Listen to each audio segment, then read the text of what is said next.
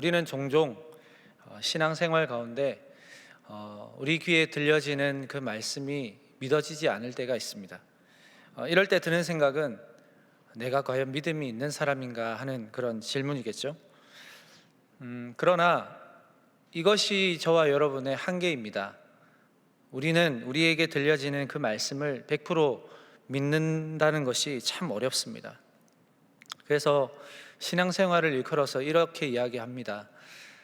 마치 무거운 돌, 집채만한 바위를 산 꼭대기를 향해 굴려 올라가는 게 신앙생활이 아니라 산 꼭대기에 있는 큰 바위를 밑으로 굴려 떨어뜨리는 것이 신앙생활이다라고 이야기를 합니다.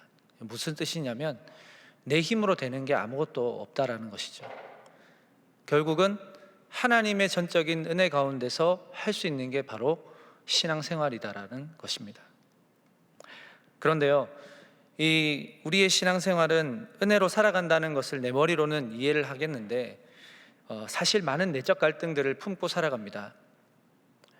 은혜와는 상반된 내 의지가 작동되기 때문이고 또 내 속사람이 계속해서 불쑥불쑥 튀어나올 때가 많기 때문입니다. 그래서 우리는 표면적으로는 믿는 것 같지만 믿음 이면에 감추어진 의심에 더 가까운 신앙생활을 하고 있을지도 모릅니다. 신앙생활을 하면서 믿음보다 의심을 더 많이 하게 된다. 그러면 그게 과연 잘못된 것일까요? 그게 문제일까요? 잘못된 신앙일까요?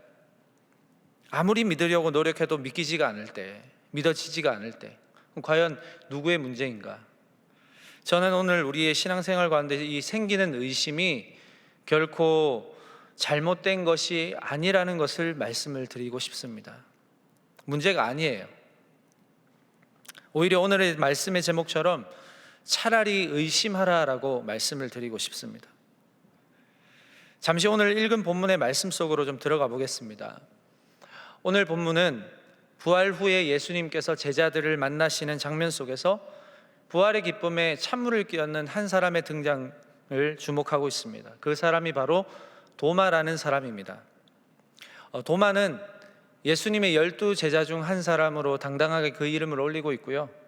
요한복음에는 3번 정도 그 존재감을 드러내는 사람입니다. 요한복음 11장, 그리고 요한복음 14장, 그리고 오늘 본문의 20장에서 등장을 하는데 사실 이 짧은 등장을 통해서 우리는 이 도마가 가지고 있는 성격과 그가 가지고 있는 신앙을 판단하기에는 좀 부족해 보입니다. 그런데 우리가 일반적으로 도마 하면 여러분들이 알고 계시는 한 단어가 있죠. 뭡니까?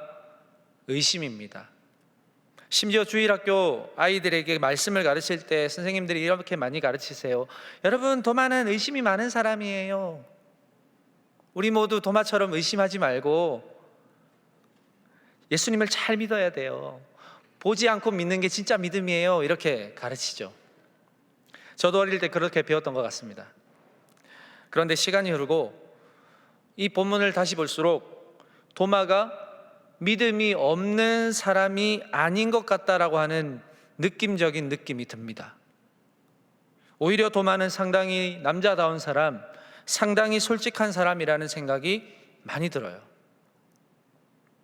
도마가 등장한 요한복음에서 그가 한 말의 뉘앙스를 한번 살펴보시면 이렇습니다. 요한복음 11장 16절인데요. 디두모라고 하는 도마가 다른 제자들에게 말하되 우리도 주와 함께 죽으러 가자 하니라. 도마가 이렇게 말한 배경은 이렇습니다. 예수님께서 예루살렘에 가실 때 유대인들이 예수님을 둘러싸면서 하는 말이 이거예요. 당신이 어찌 그리스도라고 떠들고 다니면서 백성들을 미혹합니까? 이렇게 둘러싸면서 항의를 하던 차에 예수님께서 하시는 말씀이 그들에겐 더 충격이에요. 나와 내 아버지는 하나다. 이 말을 들은 유대인들이 분노를 참지 못하고 예수님을 돌로 치려고 하거든요. 뭐 때문일까요? 신성모독을 했다 이거예요. 예수님은 더 이상 그들과 논쟁을 피하시기 위해서 자리를 떠나십니다. 그런데 얼마 되지 않아서 이 베다니 지역에 나사로라고 하는 사람이 병이 들었다는 소식을 듣게 됩니다. 그런데 이 나사로라고 하는 사람이 누구냐면 예수님의 발에 비싼 향유 옥합을 깨뜨려서 그 발에 붓고 자기 머리털로 예수님의 발을 닦았던 마리아의 오빠예요. 이 사람이 병이 들었다는 말을 듣고는 예수님께서 하나님의 영광을 드러낼 때가 되었구나라고 생각을 하셔서 다시 그 베다니 지역으로 가시려고 하는데 제자들이 말립니다. 왜 말릴까요? 그 베다니 지역에는 예수님을 죽이려고 돌을 던지려고 했었던 유대 사람들이 있었기 때문입니다.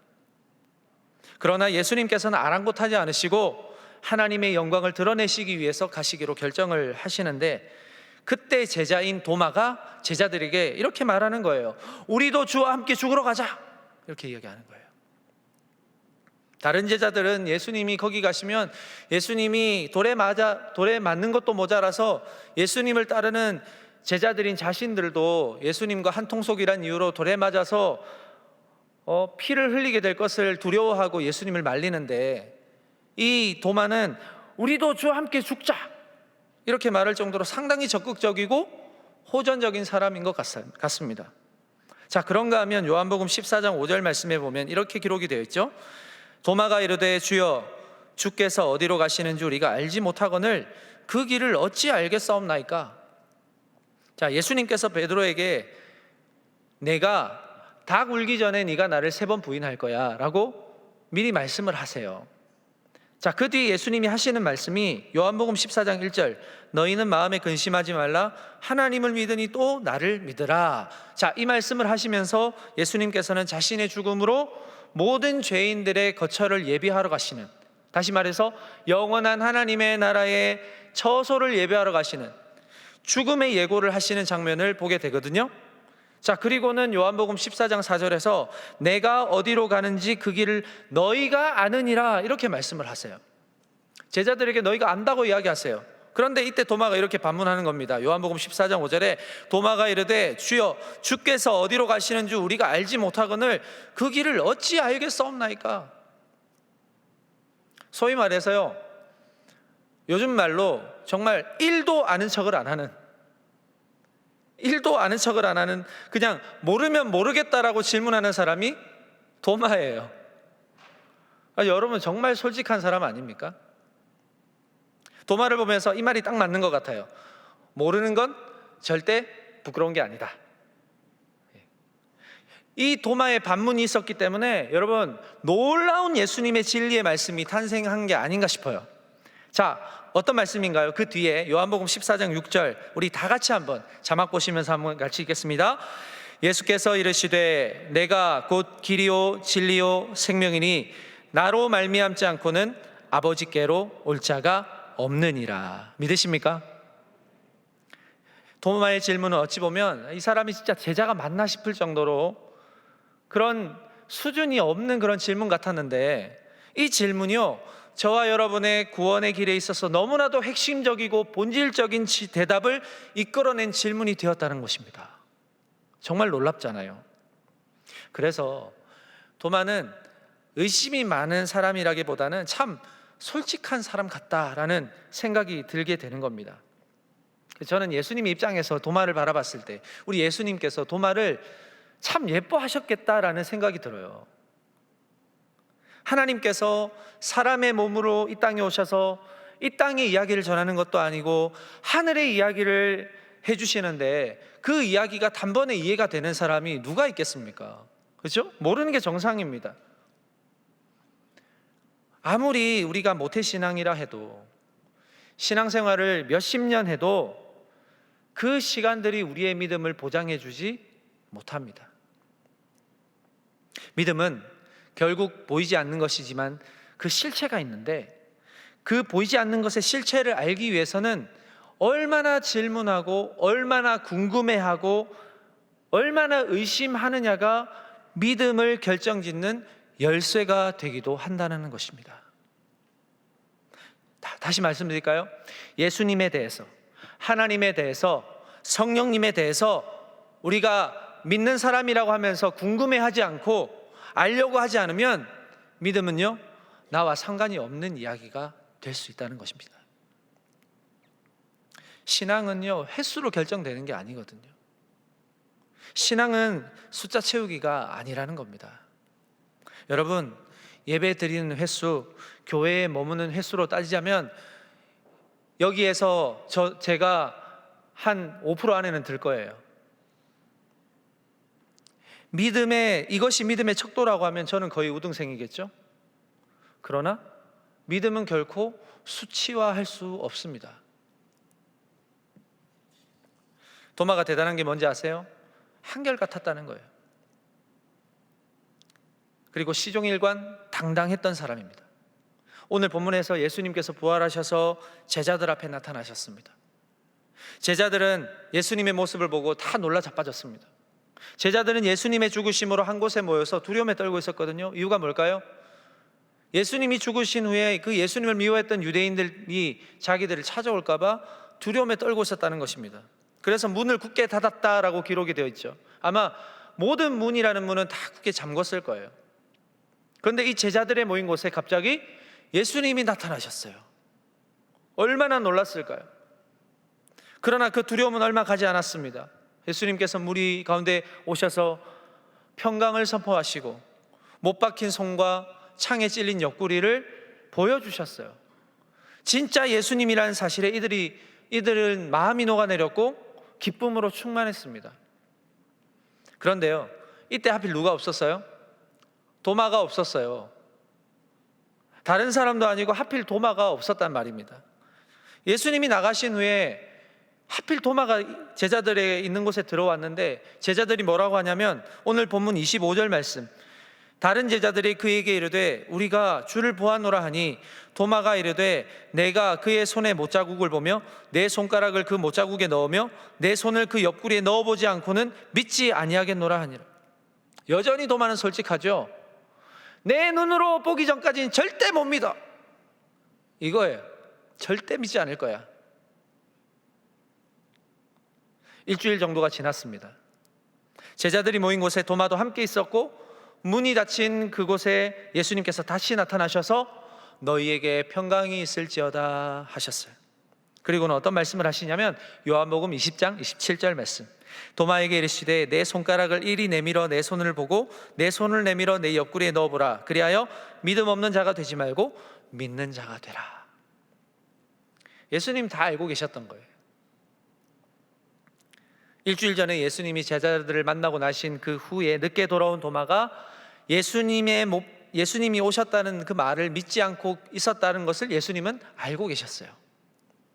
그리고는 예수님은 당신의 부활을 믿지 못하는 그 도마에게 그 어떤 책망이나 꾸중도 하지 않으세요. 그리고는 조용히 당신의 못 박힌 손을 보여주시고 창으로 찔린 옆구리를 보여주시고 확인해보라 말씀을 하십니다. 도마가 예수님의 못 박힌 손과 찔린 옆구리를 만져봤는지는 잘 모르겠어요. 저였다면 만져봤을 거예요. 믿음이 워낙 없어가지고요. 이 예수님의 친절한 배려 가운데 도마는 가이사랴 빌립보 지방에서 고백한 그 베드로의 고백에 버금가는 신앙 고백을 하게 되는데요. 자, 또 요한복음 20장 28절 말씀, 우리가 나의 고백이다 생각하고 우리가 다 같이 한번 고백하며 읽어보겠습니다. 도마가 대답하여 이르되 나의 주님이시요 나의 하나님이시니이다. 아멘. 여러분, 이 고백은요 참 놀라운 고백입니다. 베드로의 고백이었던 주는 그리스도시요 살아계신 하나님의 아들이시니이다 라는 고백보다 오히려 한 발자국 더 앞서 나간 고백이라고 할 수 있어요. 예수님을요 하나님이다 라고 고백하는 이 도마는 예수님의 손에 박힌 못자국과 옆구리에 찔린 이 창자국을 바라보면서 하나님을 본 거예요. 나를 위해서 손에 못이 박히시고 창에 옆구리를 찔리신 상처받은 하나님으로 본 거예요. 그래서 이 고백을 한 것입니다. 여러분, 우리가 도마가 의심이 많은 사람이라고 이야기합니다. 그리고 도마처럼 의심하지 않는 사람이 되지 말자고 다짐하기도 합니다. 그리고 의심이 매우 부정적인 것이라고 생각할 때가 많지만 여러분, 절대 그렇지 않습니다. 의심은 오히려 믿음을 형성하는데 아주 큰 축을 담당합니다.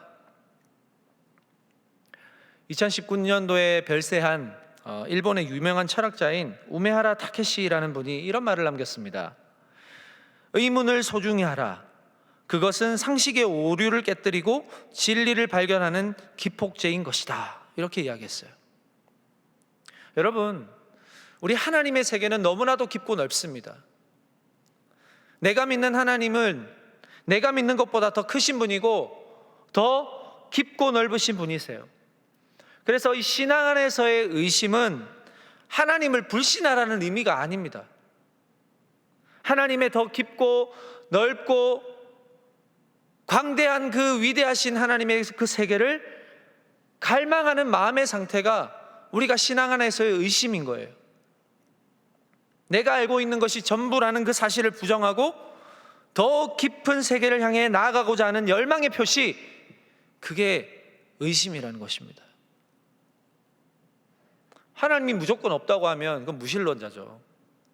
그러나 하나님이 계시다는 것을 믿는다면, 적어도 하나님의 크심을 발견하기를 원한다면 우리 안에 뭐가 작동되어야 될까요? 의심이 작동되어야 됩니다. 내가 아는 하나님이 전부가 아닐 거야, 내가 믿는 하나님은 훨씬 더 크신 분이야, 이런 의심을 가지고 신앙생활을 하다 보면 이전보다 더 크신 하나님을 발견하게 되지 않겠습니까? 하나부터 열까지 온 우주 만물을 창조하신 우리 하나님의 그 창조의 그 질서와 작품들을 보면 여러분, 상식적인 게 있나요? 하나도 없습니다. 모두가 우리의 인간의 상식을 벗어난 창조물들 아닌가요? 우리가 하나라도 따라 할 수 있습니까? 인간이 할 수 없는 일, 오직 하나님만이 하실 수 있는 일이잖아요. 여러분, 의심이 나쁜 게 아닙니다. 의심이 잘못된 게 아닙니다. 오히려 모른다면 모른다고 할 수 있어야 됩니다. 모르겠다면 모른다고 말씀하셔야 돼요. 주님 못 믿겠습니다. 내 눈으로 하나님의 얼굴을 바라보기 전까지는, 내 눈으로 주님의 영광을 보기 전까지는 내가 못 믿겠습니다.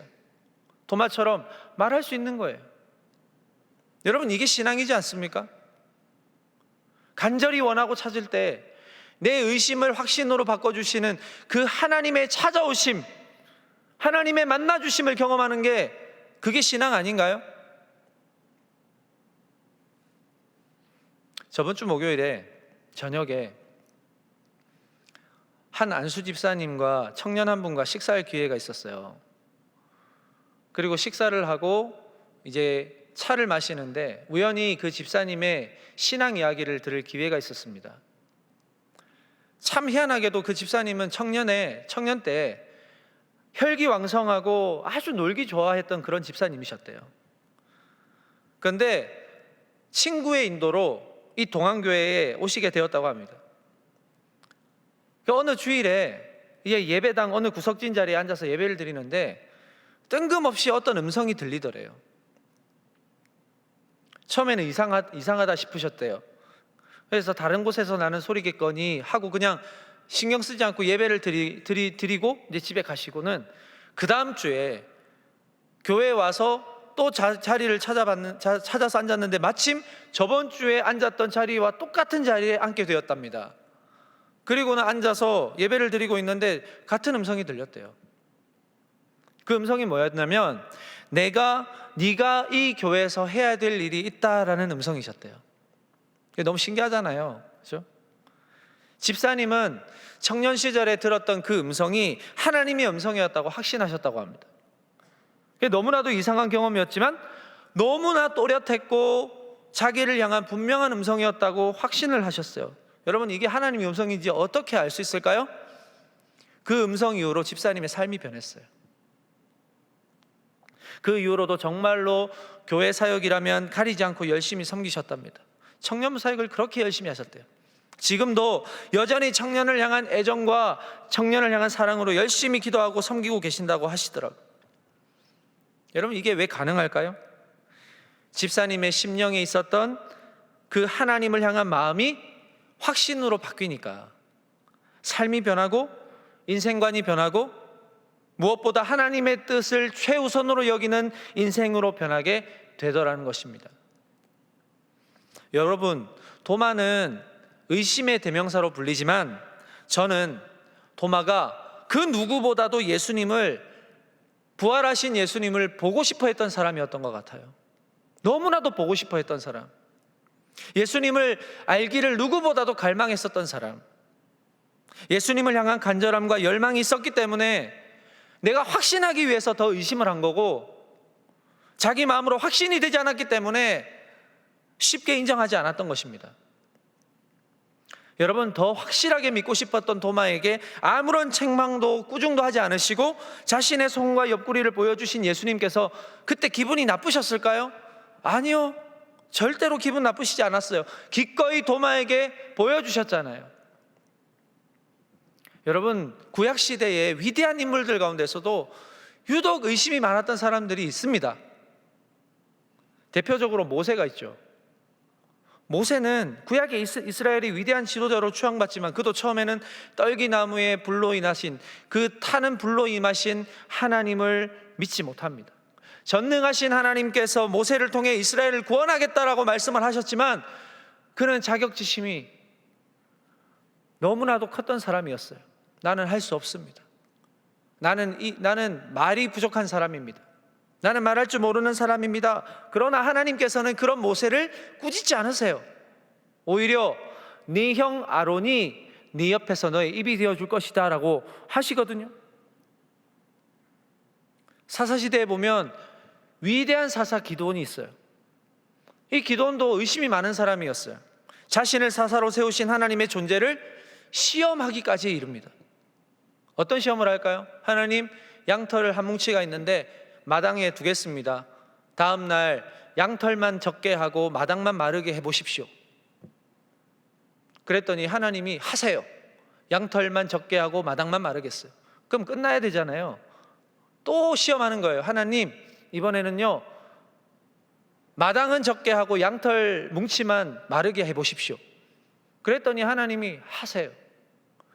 왜 나를 시험하느냐라고 말씀하시지 않으시고 다 보여주세요.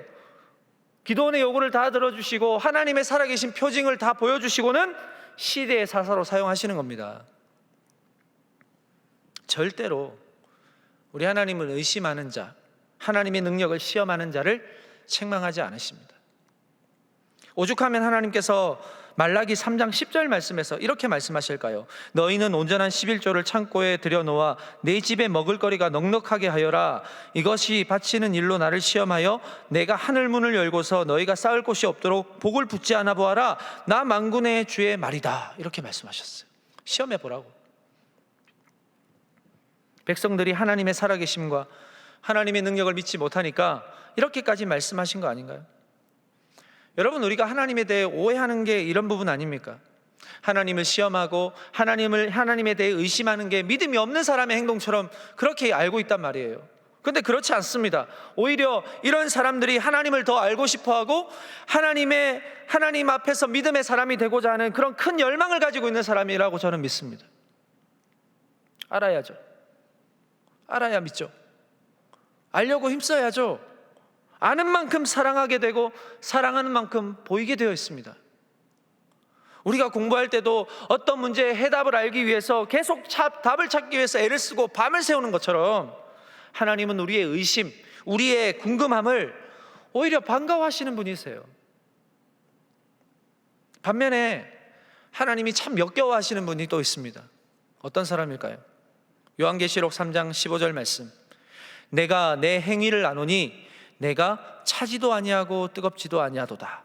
내가 차든지 뜨겁든지 하기를 원하노라. 이 말씀은 어느 교회를 향해서 하시는 말씀인가요?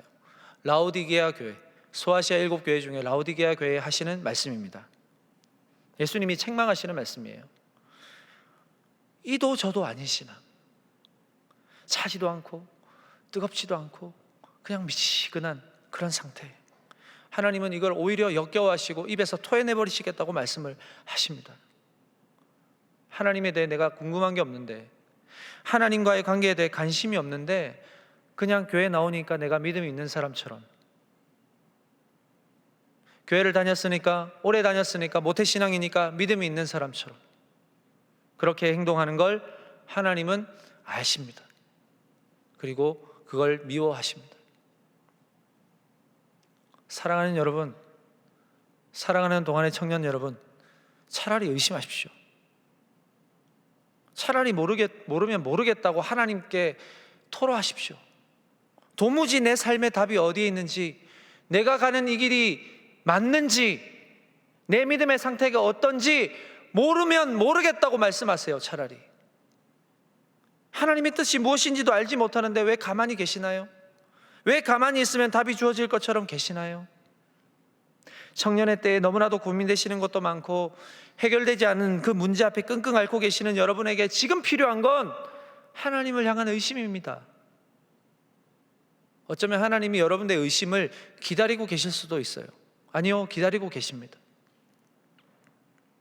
맹목적으로 그냥 믿으라고 하니까 그냥 아멘 하면 끝나는 문제가 아니란 말입니다. 믿어져야지 믿죠. 안 믿어지면 믿음을 달라고 하십시오. 아니면 차라리 하나님이 없는 것 같다라고 기도하십시오. 어디 계시냐고 반문하십시오. 도저히 믿지 못하겠다라고 말씀하십시오. 하나님은 책망하지 않으십니다. 진짜 여러분의 마음을 그제서야 확인하시고 보여주십니다. 의심하는 마음 그대로, 상한 마음 그대로, 있는 모습 그대로 주님 앞에 나아갈 때, 그때 예수님께서 당신 손에 박힌 못자국과 허리에 찔린 창자국을 보여주세요. 말씀을 맺겠습니다. 여러분, 구원은 믿음으로 말미암아 얻게 되어 있습니다.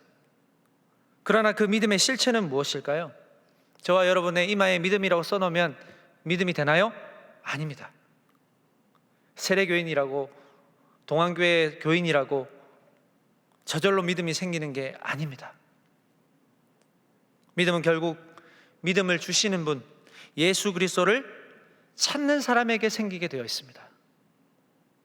내가 아는 것에 그치는 게 아니라 끊임없이 되묻고 의심하고 또 찾는 과정 가운데서 믿음의 세계를 경험한 거예요. 여러분, 위장된 믿음은 이 믿음을 요구하는 상황을 만나게 되면 도망가거나 숨습니다. 그러나 진짜 믿음은 믿음을 요구하는 상황 앞에서 담대해져요. 그게 내가 강해서가 아니라 나의 믿음의 원천이 되신 내 안에 계신 예수 그리스도의 주시는 담대함으로 가능한 거기 때문입니다. 위장된 믿음이 아니라 진짜 믿음을 소유하시는 여러분 되시기를 축복합니다. 사랑하는 여러분, 예수님께서 부활하시고 사망 권세를 이기셨습니다. 예수 이름에 능력이 있고 예수 이름에 권세가 있습니다. 그 이름을 의지하시길 바랍니다. 그 이름을 힘입어 하나님 앞으로 나아가시기 바랍니다. 그 이름 때문에 우리가 이 땅을 담대하게 살아갈 수가 있습니다. 여러분, 전설에 의하면 도마는 부활하신 예수 그리스도를 눈으로 확인한 후에 오순절 마가 다락방에서 성령의 충만함을 경험한 후 더 이상 이제는 의심하는 도마가 아니라 진짜 믿음 가득한, 확신 가득한 사도 도마가 되어서 그의 일생을 인도에서 복음 전하다가 순교했다고 전해지거든요. 의심이 확신이 되어서 여러분의 삶이 담대해지는 그날까지 날마다 주님의 깊고도 넓으신 세계를 간절하게 구하고 열망하셔서 우리에게 더 깊은 믿음의 세계를 보여주시는 그 예수 그리스도와 친밀함 가운데서 더 깊은 믿음을 소유하셔서 더 이상 이제는 세상에 지배당하는 사람이 아니라 오히려 세상을 변혁시키고 세상을 예수 그리스도의 복음의 물결로 물들게 하고 하나님의 살아계시는 그 말씀이 이 세상을 이끌어간다는 것을 여러분의 삶을 통해서 드러낼 수 있는 그러한 믿음이 있는 진짜 믿음을 소유한 우리 동안교회의 청년들 다 되실 수 있기를 주님의 이름으로 축복합니다. 기도하겠습니다. 하나님 아버지, 오늘도 우리에게 말씀하여 주시니 감사합니다. 부활절 셋째 주일, 우리는 부활하신 예수 그리스도께서 두려워하고 의심하는 자들에게 나타나셔서 부활의 증인으로 세상을 살아가게 하시기 위해 친히 보여주시고 확인시켜 주시는 예수님을 발견합니다. 내 안에 믿음이 있노라 하면서도 여전히 우리는 그 믿음대로 살지 못하고 여전히 미지근한 신앙으로 세상 한가운데서 힘을 잃은 채 살아가는 그리스도인은 아닙니까? 오히려 의심하고 더 알기를 갈망하였던 도마와 같이 주님을 더 알기를 원하고 확신 가득한 삶을 살아가기 위해 몸부림쳐보는 우리의 삶이 되게 하여 주옵소서. 의심할 때 책망하시는 주님이 아니라 오히려 더 보여주시고 확인시켜 주시는 이전과는 전혀 다른 믿음의 사람으로 변화시키시는 주님이심을 깨닫게 하여 주옵소서.